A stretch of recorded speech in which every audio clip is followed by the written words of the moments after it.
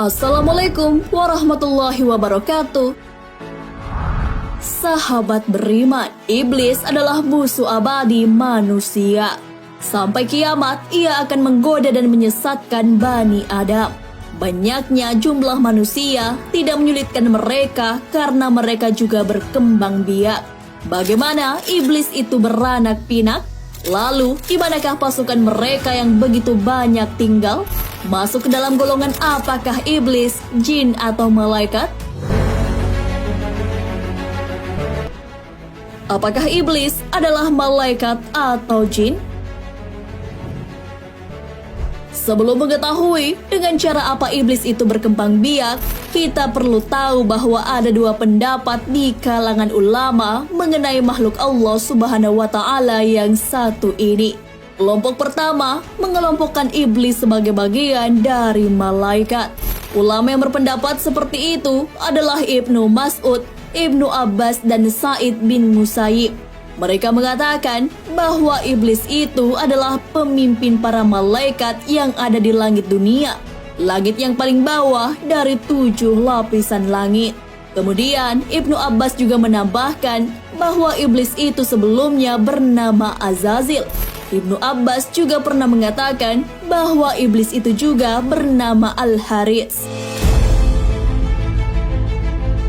Golongan yang menganggap bahwa iblis itu malaikat mendapat bantahan bahwa jika saja iblis adalah malaikat, ia akan patuh pada sesuatu yang diperintahkan oleh Allah Subhanahu wa Ta'ala. Malaikat salah satu sifatnya adalah taat pada perintah Allah Subhanahu wa Ta'ala. Hal ini sesuai firman-Nya. Mereka tidak mendurhakai Allah terhadap apa yang diperintahkannya kepada mereka dan selalu mengerjakan apa yang diperintahkan. Quran Surah Tahrim ayat 6. Golongan kedua berpendapat bahwa iblis adalah golongan dari jin. Hal ini dikuatkan dengan berbagai dalil. Salah satunya firman Allah Subhanahu wa Ta'ala dalam Al-Quran. Allah Subhanahu wa Ta'ala berfirman, "Dan ingatlah ketika kami berfirman kepada para malaikat, sujudlah kamu kepada Adam, maka sujudlah mereka kecuali iblis. Dia adalah dari golongan jin, maka ia mendurhakai perintah Rabb-Nya." Quran Surah Al-Kahfi ayat 50. Bagaimana iblis berkembang biak? Bukan hanya manusia yang berkembang biak, iblis pun. Allah Subhanahu wa Ta'ala telah menggambarkan kepada kita bahwa iblis memiliki keturunan. Patutkah kamu mengambil dia dan turunan-turunannya sebagai pemimpin selain daripadaku, sedang mereka adalah musuhmu? Quran Surah Al-Kahfi ayat 50. Terkait perkembangan iblis, ternyata mereka juga butuh asupan makanan dan minuman. Hal ini sesuai dengan perkataan Al-Hasan. Beliau berkata, mereka makan dan minum, sedangkan malaikat tidak berkembang biak, tidak makan dan tidak minum. Hal ini membuktikan bahwa iblis merupakan golongan jin, bukan golongan malaikat. Pembuktian mereka makan dan minum dijelaskan dalam kitab Sab'ah Al-Kutub Al-Mufidah. Jin mereka makan, minum, menikah, dan melahirkan. Perkembangan jin dan manusia jika dibandingkan adalah 9:1. Hal ini sesuai dengan perkataan Abdullah Umar. Sesungguhnya Allah membagikan manusia dan jin itu ke dalam 10 bagian. 9 bagian adalah jin dan 1 bagian adalah manusia. Tidak seorang pun manusia yang melahirkan seorang anak, kecuali jin melahirkan 9 anak. Hadis riwayat Ibnu Abdil Bar, Ibnu Jarir, Hakim, dan Ibnu Abi Hatim. Jika melihat perbandingannya, tentu saja jumlah mereka lebih banyak daripada manusia. Dalam penjelasan lain, dijelaskan bahwa jin, khususnya iblis, berkembang biak dengan cara yang lain. Iblis menghasilkan keturunannya dengan cara bertelur. Hal ini sesuai perkataan Ibnu Abbas. Ketika iblis diturunkan di bumi, dia menikah dengan dirinya sendiri dan membuahkan 4 telur yang terpisah. Di setiap sudut bumi diberi 1 telur. Jadi semua setan yang ada di penjuru bumi ini adalah dari telur-telur tersebut.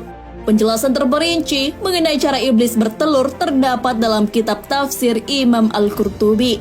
Sesungguhnya iblis memasukkan farjinya ke farji dirinya sendiri, kemudian mengeluarkan 5 telur. Ini adalah asal keturunan iblis. Dikatakan bahwa sesungguhnya Allah Ta'ala menciptakan zakar pada paha kanannya iblis dan farji pada paha kirinya. Dan iblis menikahkan paha kanan dengan paha kiri. Maka keluarlah setiap hari 10 telur. Dan dari setiap telur keluar 70 setan lelaki dan setan perempuan. Di manakah iblis dan keturunannya berada? Untuk menampung keturunannya, iblis memilih lautan sebagai lokasi untuk istananya.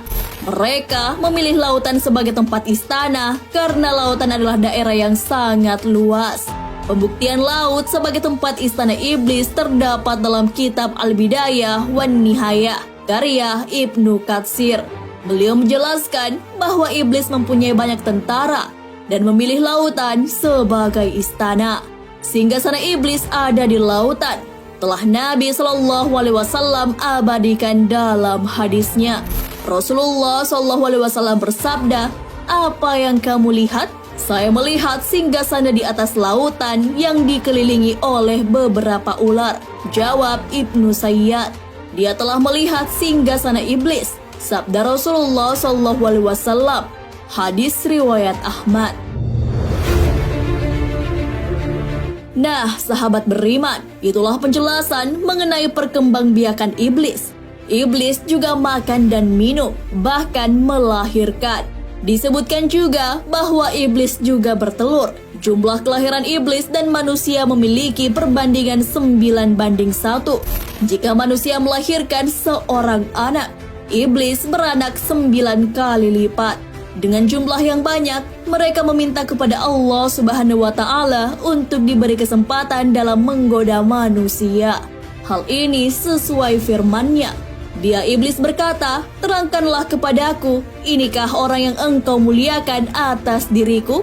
Sesungguhnya jika engkau memberi tangguh kepadaku sampai hari kiamat, niscaya benar-benar akan aku sesatkan keturunannya, kecuali sebagian kecil." Tuhan berfirman, "Pergilah, barang siapa di antara mereka yang mengikuti kamu, maka sesungguhnya neraka jahanam adalah balasanmu semua, sebagai suatu pembalasan yang cukup." Quran Surah Al-Isra ayat 62 hingga 63. Wallahu a'lam bissawab. Sahabat beriman, jangan lupa berbagi informasi dengan share video ini. Karena sebaik-baik manusia adalah yang paling bermanfaat bagi manusia. Wassalamualaikum warahmatullahi wabarakatuh.